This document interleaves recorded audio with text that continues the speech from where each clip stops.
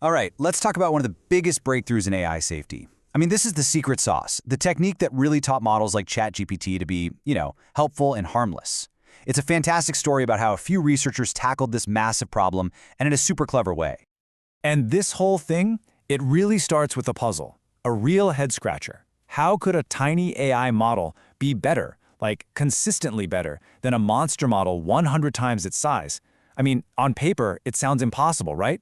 But the answer changed everything. So, the secret? It all comes down to one word: alignment. And it's not about making the AI smarter, in the way we usually think about it. It's about teaching it to understand what we actually want. To really get this, though, we got to first look at the problem they were trying to solve in the first place. Okay, so picture this. A standard large language model, an LLM, is kind of like a brilliant but unruly genie, It's got all this incredible power, it's read basically the entire internet, but it has no clue what our goals or values are. It's just raw power. And that right there is the core of the problem. There's this huge mismatch. See, the AI's only goal, the one thing it's trained to do, is predict the next word. That's it. But what we want from it is so much more complicated, right? We want it to be helpful and honest and, not harmful. And those two goals, they are absolutely not the same thing. So when you have this misalignment, you get some pretty serious problems. You get models that just make stuff up with total confidence. We call them hallucinations now. They could spit out toxic or biased text, or sometimes they just flat out ignore what you asked them to do. So yeah, they were powerful, but you couldn't trust them. They weren't safe. Okay, so this is where the big breakthrough happens. Researchers at OpenAI came up with this incredible process to bridge that gap, to connect the AI's goal with our goals. They basically figured out how to teach the genie how to listen. The official name for this technique is a bit of a mouthful: reinforcement learning from human feedback, or RLHF. I know, sounds complicated, but the main idea is actually super simple. You use what actual humans prefer as a reward signal to teach the AI what good looks like. Simple as that. So, the official process has these 3 steps you see here: supervised fine-tuning, reward modeling, and reinforcement learning. And yeah, I know, those terms sound a little technical, but don't worry about it. We can break down this entire thing using a really simple analogy that makes it all click. Okay, I want you to imagine you've just hired a new intern, and this intern is brilliant, like off-the-chart smart, learns super fast. The only catch? They're an alien. Literally. They have zero context for human culture, our values, or even what doing a good job means. And your job is to train this alien intern. So how do you do it?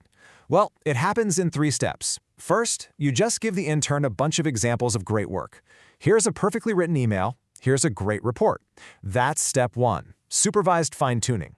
Next, you give the intern a task and have them try it a few different ways. They give you 4 different email drafts, and you just rank them from best to worst.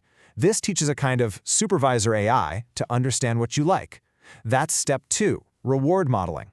Then, for step 3, you let the intern work on its own, and that supervisor you just trained gives them points for doing things you'd like.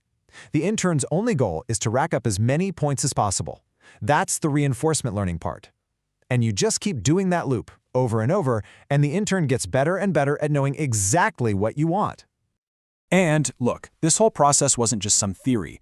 OpenAI actually did this. They hired a team of 40 people, real human contractors, to be the trainers for their alien intern. These are the folks providing those first examples, and this is the really important part, spending thousands and thousands of hours ranking the AI's responses, teaching it what good actually meant to a person. So, the big question: did it work? Oh yeah, it worked. The results weren't just good, they were kind of shocking actually. This new training method created a model that was smaller, way more useful, and a whole lot safer. Okay, let's go back to that puzzle from the start.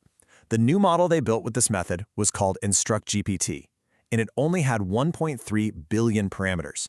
Now, the original model it was up against, the giant GPT-3, that thing had 175 billion parameters. So we're talking about a model that's over 100 times smaller. And the result? It was absolutely stunning. When human testers looked at the answers from both models, side by side, they didn't just like the tiny InstructGPT a little more. They overwhelmingly preferred its responses over the giant GPT-3. It was definitive proof that size isn't everything.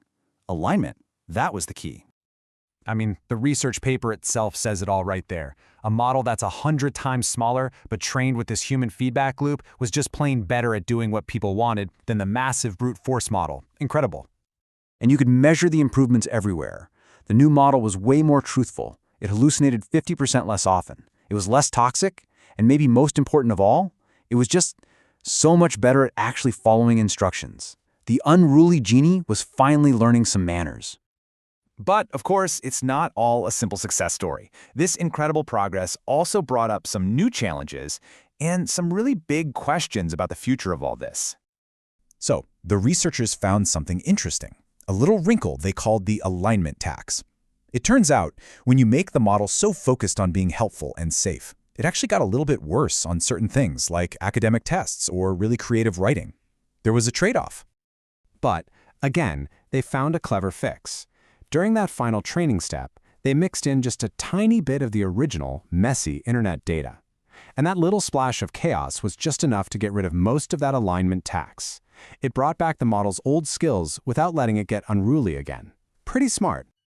So what's the big takeaway here? Well, this whole project proves something really profound.